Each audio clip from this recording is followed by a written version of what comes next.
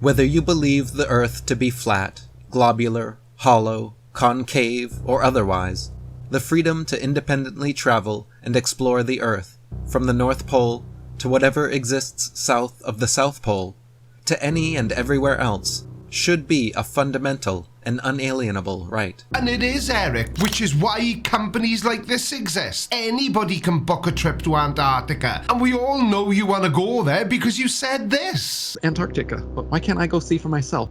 I want to go there and check it out for myself. Well, then it's your lucky day, Eric. Someone has offered to pay for Eric Dubay to go with us to Antarctica. There we go. Somebody's offered to pay for the trip for you. So are you man enough to accept it?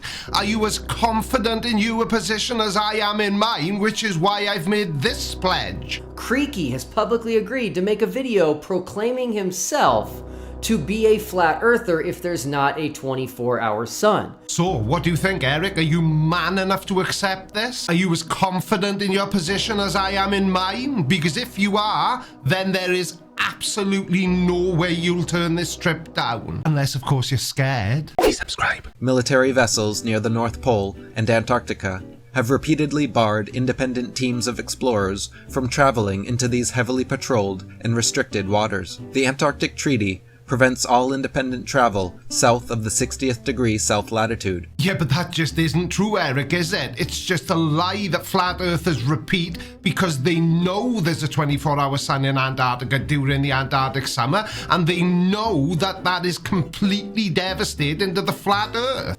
Where rebels like Jarl Andahoy and his team have been repeatedly turned around at gunpoint, jailed, and fined for daring to attempt. You'd give Pinocchio a run for his money, wouldn't you? That's not true either. He was arrested in Chile because he attempted to sail from New Zealand to Antarctica without the relevant permits. So he broke the law. And exactly the same would apply if he tried to sail into America without the relevant paperwork. What is so important in Antarctica that 53 of the most powerful countries in the world have agreed to patrol and enforce harsh restrictions and penalties on anyone who attempts to independently explore it? You know, I would be embarrassed if I kept getting caught out in a lie like that. That's not what the Antarctic Treaty says. I've read it, line by line in the video. Nobody mentioned Roman numerals though.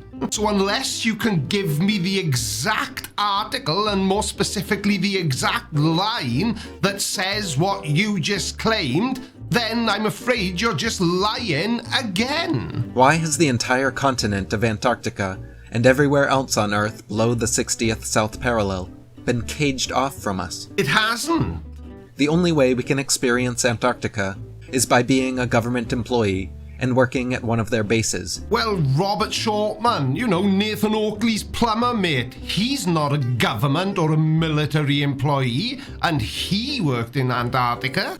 Or doing one of their overpriced penguin tours along the Antarctic coast. Oh, right. I'm quite surprised to hear you say that, Eric, especially when we consider that at the beginning of your video, you said that nobody is allowed to travel to Antarctica. So which is it?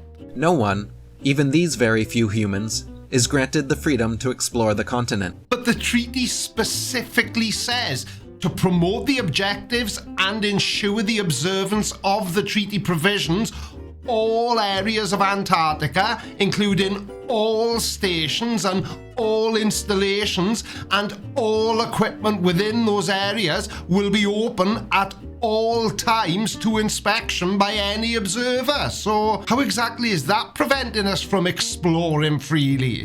So even they are clueless as to what may exist at the furthest southern extents of the Earth. Oh yes, of course you're gonna blame the mysterious they and them, but what you will never do is tell us who they and them is. The world's governments, militaries, media, schools, and literally everyone else except flat earthers. Okay, well I had no idea he was about to say that, but it sounds very much like what you're saying is that everybody in the world who isn't a flat earther is either a they or a them. So which one would I be? Claim with conviction and wholeheartedly believe that the South Pole is the southernmost extent of their globe. Well, that's where you're wrong, Mr. Dubay. We don't believe that Antarctica is the southernmost point on the globe. We know that it's the southernmost point on the globe because that's what all the science shows us. That's what makes science so cool. It's because you don't need to believe it. You just have to be able to accept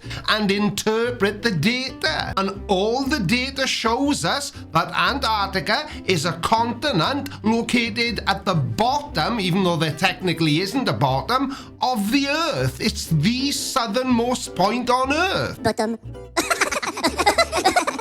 And by definition, this must be the case, because to continue traveling southwards beyond this southernmost point is tantamount to traveling northwards. Now, if I was petty, I would say that it's not tantamount to traveling north, it's the equivalent, the exact same thing. Because once you reach the southernmost point on the Earth, if you continue traveling in the same direction, you are actually traveling north. Luckily for you, I'm not petty.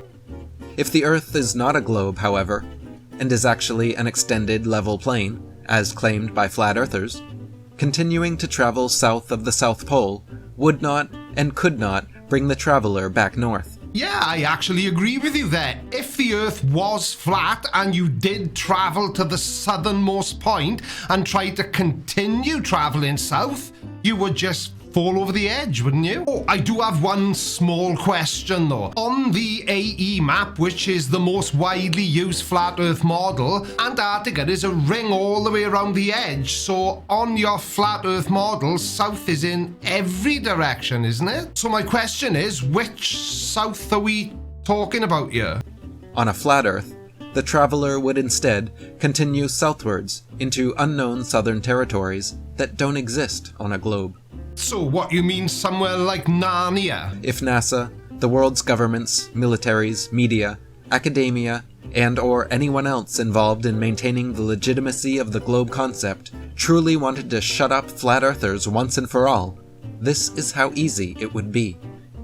Allow for independent travel south of the South Pole. But that's exactly what Will Duffy has arranged, Eric. Someone has offered to pay for Eric Dubay to go with us to Antarctica. So are you going to say yes then? Because it certainly sounds like you would say yes. I mean, after all, you're so confident in your position, I really can't think of a single reason why you would decline the trip, especially when you consider that somebody's paying for you. Or live stream a full south to north circumnavigation of the supposed globe, starting in Antarctica and traveling south. But that's already been done as well. But the reason flat earthers don't accept that it's been done is because flat earthers know that it's impossible to do in one continuous flight, because there is not an aeroplane available today that can travel that sort of distance without having to land to refuel. Show the world's flat earthers that traveling south of the South Pole will somehow bring you north. So the only evidence you will accept that the Earth is a globe is for us to do something which was done in 1979. Okay, no problem. So the Trans-Globe expedition, which started in 1979 and finished in 1982 and was led by Sir Ranulph Fiennes, was the first successful journey to travel around the Earth lengthwise, north to south, using only vehicles that travel on land or water. Now, the team started in Greenwich, England, and journeyed south and reached the South Pole in December 1980. They then headed north, reaching the North Pole in April 1982. And finally, they returned south to Greenwich in August of 1982, completing their north to south circumnavigation. So it's already been done, you clown. At the very least, show us what happens when a plane travels perfectly straight in any direction, starting from anywhere on Earth, for 48 hours. Yeah, but that's just another example of you asking for something which you know is completely impossible. As far as I'm aware, there is no aeroplane that can fly constantly for 48 hours without having to land to refuel. If Earth is truly a ball 24,900 miles in circumference, as we are taught, traveling perfectly straight in any direction, starting from anywhere on Earth, at an average flight speed of 550 miles per hour, The globe model claims the plane will circumnavigate the entire circumference and return to its original starting point. Now, to be fully transparent, I just looked up the longest flight ever recorded, and I'm not gonna lie to you, my gas has never been so flabbered. In 1958, a Cessna 172 flew for 64 days, 22 hours and 19 minutes. How? I really want to read about this, but I won't include it in today's video because it's irrelevant, and yeah, I'm already running behind today, so. But the fact still remains that most planes can't... On a flat Earth, however, a plane traveling in a perfectly straight line, never deviating left or right, regardless of where it starts or which direction it travels, will eventually reach the Antarctic.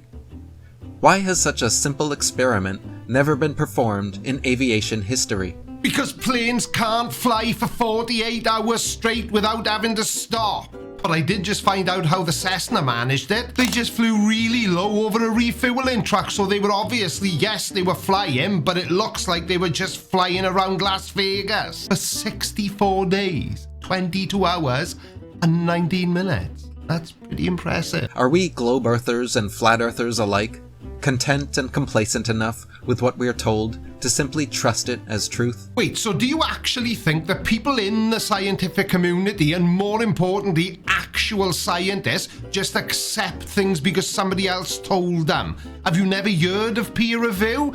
Everything the scientific community releases as a scientific breakthrough of any kind has been scrutinized to within an inch of its life. It's only flat earthers who just accept things because Johnny down the road told them it was true. Children are taught in school that explorers like Magellan and others have traveled in perfectly straight lines eastwards or westwards and eventually arrived back at their starting point. It's universally heralded as proof of the globe, and most adults today still believe such circumnavigations have actually occurred. No, they don't. The reason I accept that a circumnavigation of the globe has happened is because I found lots of information and data showing me that it did. Unlike the cardinal directions on a compass rose, north, south, east, and west on Earth are not simply straight lines separated by 90 degrees.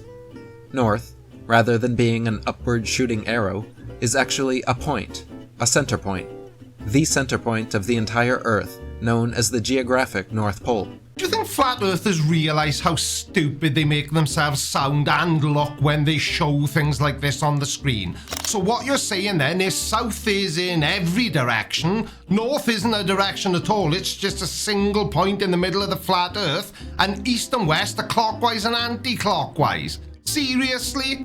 Situated directly below Polaris, the North Pole Star, the only motionless star in the heavens, which marks the exact center point of the sky. You f***ing prat. Oh my word, this guy is thicker than a bull's knob. Polaris is not motionless. It's just really, really far away. Okay, one last time.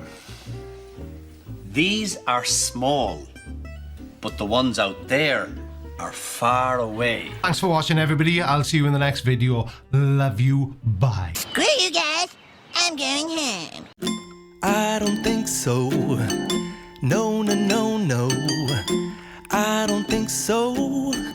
No, no, no, no. It's never, ever, ever, ever